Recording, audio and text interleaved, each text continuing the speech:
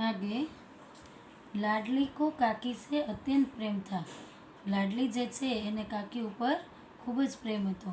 वह झुंझला रही थी कि वे लोग કાકી को बहुत सी पूड़ियाँ क्यों नहीं दे देते। હવે બાળક છે, પોતાને પણ મનમાં એમ થાય છે કે શું કામ આ લોકો કાકીને જાજી બધી પૂરીઓ નથી દેતા। क्या मेहमान सबकी सब खा जाएंगे? શું મહેમાન બધી જ ખાઈ જશે? और यदि काकी ने मेहमानों के पहले खा लिया तो क्या बिगड़ जाएगा? આ તો ઠીક છે, ભલે ને કાકીએ મહેમાનો પહેલાં જમી લીધું હોય તો શું થઈ ગયું, શું બગડી જવાનું। वह काकी के पास जाकर उन्हें धैर्य देना चाहती थी, परंतु माँ के डर से न जाती थी। એને ઘણું કાકી પાસે દોડીને જવું હતું, પણ પોતે પોતાની મમ્મીથી બીતી હતી। ધૈર્ય દેના એટલે કાકી થોડી વાર ખમો, હું લાવી દઈશ, વ્યવસ્થા કરી દઈશ। ધૈર્ય દેવું એટલે આશ્વાસન આપવું એમ, પણ પોતાની મમ્મીથી બીતી હતી એટલે જઈ શકી નહીં। उसने अपने हिस्से की पूड़ियाँ बिल्कुल न खाई थी। હવે પોતે જુએ છે કે આવી રીતની સિચ્યુએશન છે, બધા જમવા માંડ્યા છે, મહેમાનોએ જમી લીધું છે, જમણવાર પતવા આવ્યો છે। પોતાના ભાગની જે પૂરિયા હતી રાખી મૂકી હતી એને એક પણ ખાધી નહોતી। उन पूड़ियों को काकी के पास ले जाना चाहती थी। એ પૂરીને તે કાકી આગળ લઈ જવા માગતી હતી। उसका हृदय अधीर हो रहा था। શું હતું એનું હૃદય કેવું થતું હતું? હવે એનામાં ધીરજ નથી, તે અધીરી થઈ રહી છે કાકી પાસે જવા માટે। बूढ़ी काकी मेरी बात सुने, बूढ़ी काकी मेरी बात सुनते ही उठ जाएगी। શું કહે છે? જેવી કાકીને ખબર પડશે એવા એ ઊભા થઈ જશે। પૂરિયા દેખકર कैसी प्रसन्न होगी, પૂરિયું જોઈને તો કેટલા ખુશ થઈ જશે। मुझे खूब प्यार करेंगी, મને તો બહુ જ વાલ કરશે। रात के 11 बज गए थे, રાતના 11 વાગી ગયા હતા। રૂપા આંગણ में पड़ी सो रही थी। રૂપા પોતાના ફળિયામાં શું હતું, સૂતી હતી।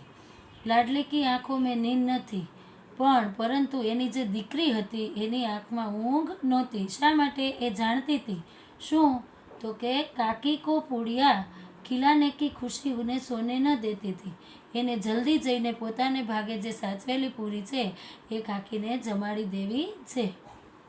जब विश्वास हो गया कि अम्मा सो रही है तो वह चुपके से उठी और बूढ़ी काकी की कोठरी की ओर चली।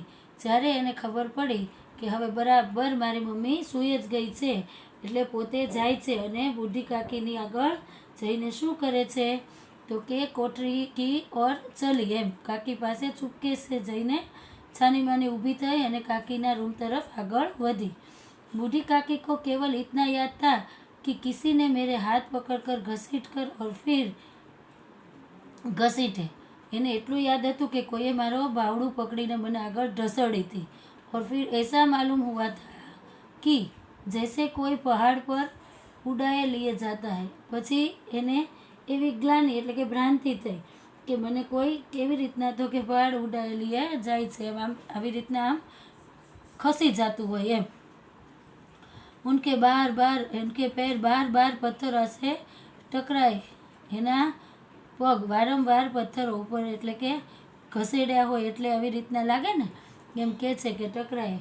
તબ કિસીને ઉन्हें પહાડ પર દે પટકા, અને તેને પહાડ ઉપર એમ કે પટકાવવાનો હોય એમ ધક્કો માર્યો છે અને वे मूर्छित हो गई અને તે બેભાન થઈ ગયા।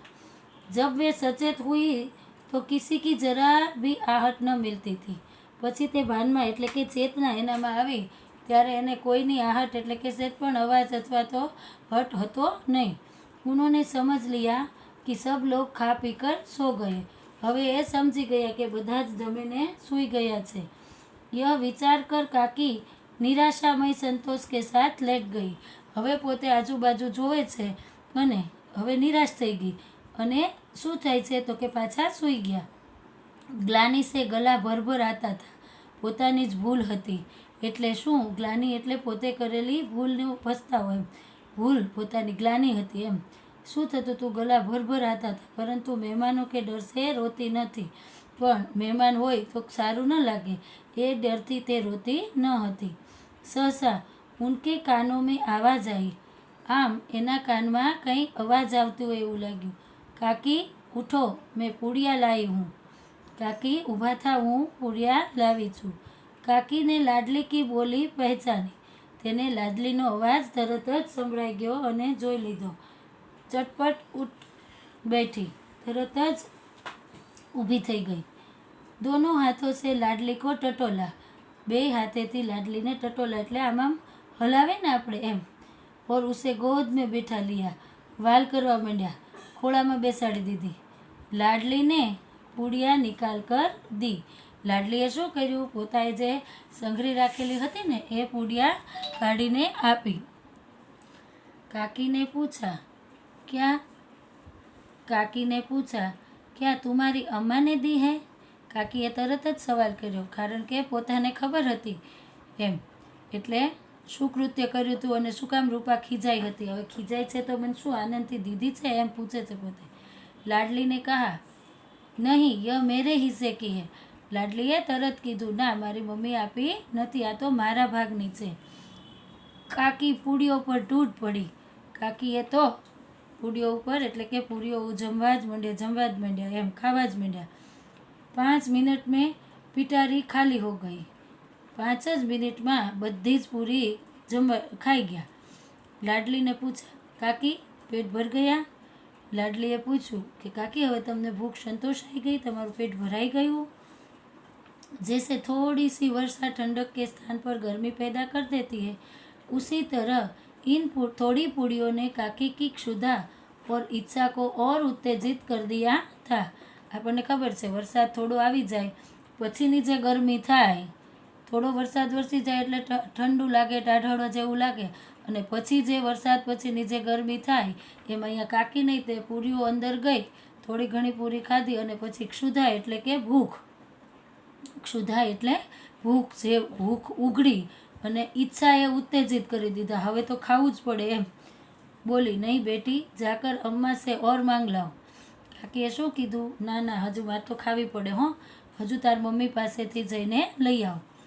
લાડલીને કહા અમ્મા સો ગઈ હૈ, જાઉંગી તો મારેગી.